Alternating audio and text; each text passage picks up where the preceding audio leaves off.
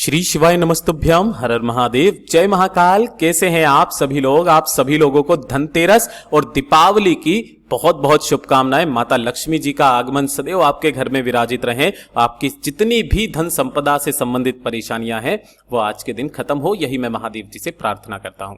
देखिए, पूज्य गुरु जी ने कहा कि यह धनतेरस का दिन कोई आम दिन नहीं होता है। अगर आपने अपनी मनोकामना के लिए काफी सारे उपाय करे, व्रत करे, लेकिन उन उपायों का फल नहीं मिल रहा, उन व्रत का फल नहीं मिल रहा, आपकी कोई मनोकामना है अधूरी है, कुछ भी मांग लेना। पूज्य गुरुजी ने कहा इस धनतेरस के दिन पंच जल वाला उपाय जिस घर की स्त्री, नारी, बहन, बेटी, कोई व्यक्ति, कोई पुरुष, कोई भाई अपने सच्चे मन से कर लेता है, वो जो भी मांगता है उसकी कामना निश्चित रूप से पूरी होती है। यह कार्तिक खंड के अंदर वर्णित है। पूज्य गुरुजी की कथा से सुनकर के और समझ करके पूरे उपाय को बड़े ही आसान भाषा में आपको बताऊंगा, परंतु उससे पहले आप सबसे एक छोटी सी प्रार्थना। जो लोग पहली बार आए हैं चैनल को सब्सक्राइब जरूर कीजिएगा और वीडियो को लाइक करके देव आदिदेव महादेव का कोई सा भी प्यारा नाम कमेंट बॉक्स में लिखना मत भूलिएगा। इस पूरे वीडियो में हम 3 महा उपायों के बारे में बात करेंगे जो कि आपको इस धनतेरस के दिन करने ही करने हैं, तो ध्यान से सुनना, समझने की कोशिश करना। सबसे पहले बात करते हैं पहले वाले उपाय की, जो कि होगा पंच जल वाला उपाय।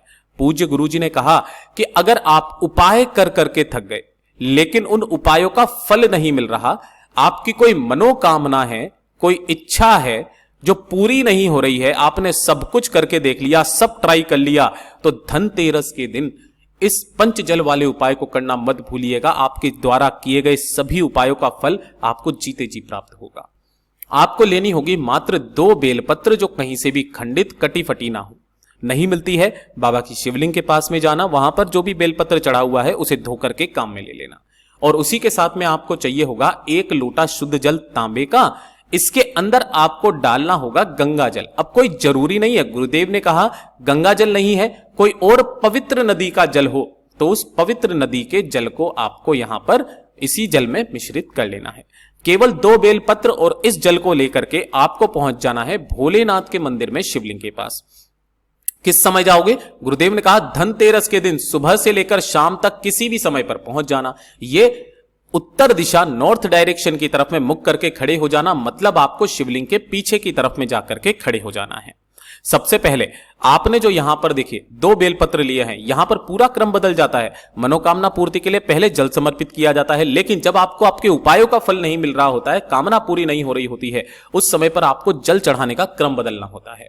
आपने जो 2 बेलपत्र ली है, इन दोनों बेलपत्र में से पहली बेलपत्र उठानी है और जो शिवलिंग की जलाधारी वाला बिंदु है, ये बिल्कुल अंत में, यहां पर आपको 1 बेलपत्र ऐसे समर्पित करना है कि डंडी जलाधारी की तरफ हो, बीच वाली पत्ती शिवलिंग की तरफ में हो, जैसा मैंने चित्र में बताया। और जो दूसरी बेलपत्र है वो आपको माता रानी का ये जो हस्तकमल होता है, इस कटी भाग से स्पर्श करा करके शिवलिंग के ऊपर इसी क्रम में समर्पित करनी है कि डंडी जलाधारी की तरफ, बीच वाली पत्ती का मुख आपकी तरफ में रहेगा। उसके बाद में जो आपने 2 जो कलश लिया है उन्हें आपको अपने दोनों हाथों में लेना है। सबसे पहले नाम और गोत्र बोलना, और आपके जीवन में जो भी कामना आपकी पूरी नहीं हो रही है, आपको फल नहीं मिल रहा है उपायों का, उनकी कामना करते हुए इसी कलश में से आपको 5 बार जल जलाधारी वाली बेलपत्र पर छोड़ना है। क्रम ध्यान दीजिएगा किस तरीके से। पहले आप थोड़ा सा जल छोड़ेंगे, किसके साथ? ओम की ध्वनि के साथ। फिर थोड़ा सा जल छोड़ेंगे ओम की ध्वनि के साथ, फिर रुकेंगे, फिर थोड़ा सा जल छोड़ेंगे ओम की ध्वनि के साथ, फिर रुकेंगे, फिर थोड़ा सा जल छोड़ेंगे ओम की ध्वनि के साथ। ऐसे आपको 5 बार जल छोड़ना है जलाधारी वाली बेलपत्र पर, और इसी क्रम में आपको 5 बार ही जल छोड़ना है शिवलिंग वाली बेलपत्र पर ओम की ध्वनि के साथ, या श्री शिवाय नमस्तुभ्यम या पंचाक्षरी मंत्र या षडाक्षरी मंत्र का स्मरण करते हुए एक एक करके 5 बार आपको जल छोड़ना है। जल छोड़ने के पश्चात अपना दाहिना हाथ इस शिवलिंग वाली बेलपत्र के ऊपर रख करके आपकी जो भी कार्य सिद्धि है, कामना है, इच्छा है, उसे कह करके वापस घर की तरफ चले आ जाना। पूज्य गुरुजी ने कहा जब आप शिवालय की चौखट से बाहर निकलो, एक बार शिवलिंग को पीछे पलट के जरूर देखना, मुस्कुरा करके चले जाना, मेरा बाबा उतने में ही आपको फल देना शुरू कर देगा। पूज्य गुरुजी का बहुत अद्भुत और अचूक उपाय है, जरूर कीजिएगा। और अब बात करते हैं दूसरे वाले उपाय की।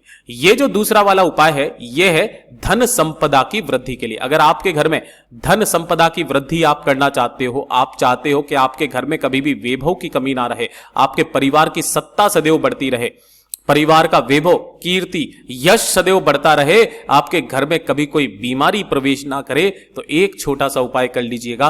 5 बेलपत्र आपको लेने हैं। कितने? 5 बेलपत्र आपको लेना है। 1 लोटा शुद्ध जल लेना है तांबे के कलश में।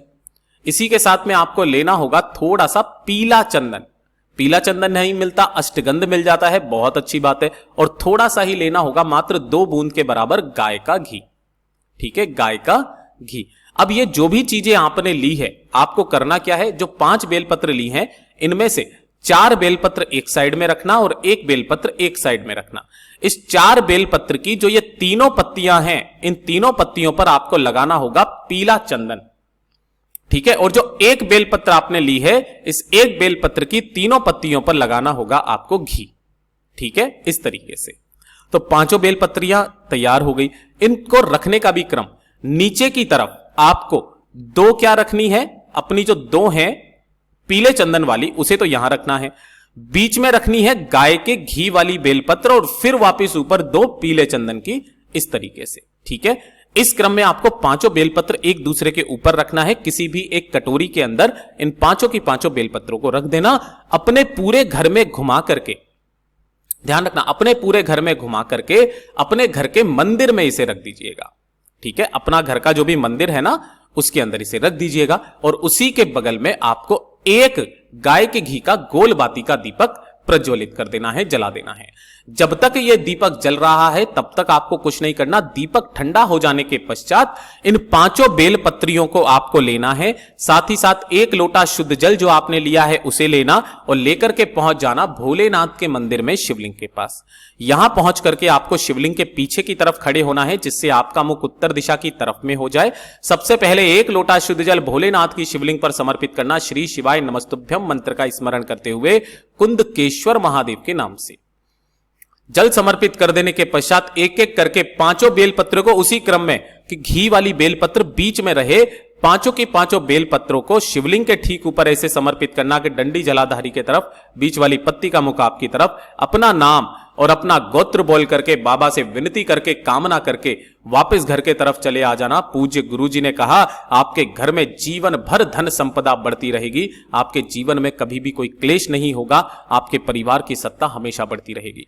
पूज्य गुरुजी का बहुत अद्भुत और अचूक उपाय है, जरूर कीजिएगा। और अब बात करते हैं तीसरे वाले उपाय की। जितनी भी माताएं बहनें मेरे इस वीडियो को सुन रही हैं, देख रही हैं, अपने बच्चों के लिए या फिर आपके घर में जो भी पति है या फिर कोई भी है जो कि शरीर से काफी ज्यादा कमजोर है ना, जिसमें बल की कमी है ना, बुद्धि नहीं है, विवेक थोड़ा सा कम है, मतलब जो पढ़ाई लिखाई में ज्यादा ध्यान नहीं देता है, बल, बुद्धि, विद्या, धन के लिए आपको क्या करना है? इस तरीके से लेनी होगी मात्र 1 बेलपत्र जो कहीं से भी खंडित कटी फटी ना हो और 1 लोटा शुद्ध जल अपने घर का लेना तांबे के कलश में।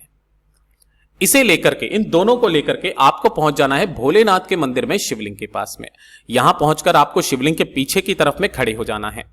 ठीक है, खड़े होकर के सबसे पहले 1 लोटा शुद्ध जल भोलेनाथ की शिवलिंग पर उत्तर दिशा की तरफ में मुख करके आपको उस व्यक्ति का नाम और गोत्र बोल करके समर्पित करना है जिनके निमित्त आप इस उपाय को कर रहे हैं। श्री शिवाय नमस्तुभ्यम मंत्र का स्मरण करते हुए समर्पित करना। उसके बाद में जो आपने 1 बेलपत्र लिया है, उस 1 बेलपत्र को उसी व्यक्ति का नाम और गोत्र बोल करके शिवलिंग पर समर्पित कर देना। श्री शिवाय नमस्तुभ्यम मंत्र का स्मरण करते हुए अवधूतेश्वर महादेव के नाम से। किनके नाम से? अवधूतेश्वर महादेव के नाम से समर्पित करना। बाबा से विनती करना, कामना करना और कामना करके इस बेलपत्र को यहां से उठा लेना। उठा करके फिर आपको जाना होगा, जो सामने नंदी बाबा बैठे रहते हैं, तो नंदी बाबा के मस्तक से इसे स्पर्श करा करके नंदीश्वर महादेव का स्मरण करके, किनका? नंदीश्वर महादेव का स्मरण करके अपने बच्चे की, पति की, जिसके लिए भी आप कामना करने आए हो, उसकी कामना करके घर पे चले जाना। जो भी आपके घर के व्यक्ति के लिए आपने ये उपाय किया है, इस बेलपत्र को उठाकर लाना और उस बच्चे को या उस व्यक्ति को किसी भी प्रकार से खिला देना। अगर हो सके तो जो जल आपने यहां पर शिवलिंग पर समर्पित किया था, जो भी जल जलाधारी से बहकर के आए, उस जल को रोकना, उस जल का पान करा देना। उस व्यक्ति के या उस बच्चे के शरीर में अपने आप ही आपको बदलाव दिखना शुरू हो जाएगा। पूज्य गुरु जी के सभी उपाय बहुत ही ज्यादा खास और अद्भुत है, जरूर कीजिएगा। वीडियो पसंद आए तो लाइक जरूर करना, चैनल को सब्सक्राइब जरूर कीजिएगा। मैं आपसे मिलता हूं अगले वीडियो में, तब तक के लिए ओम नमः शिवाय, हर हर महादेव, जय महाकाल।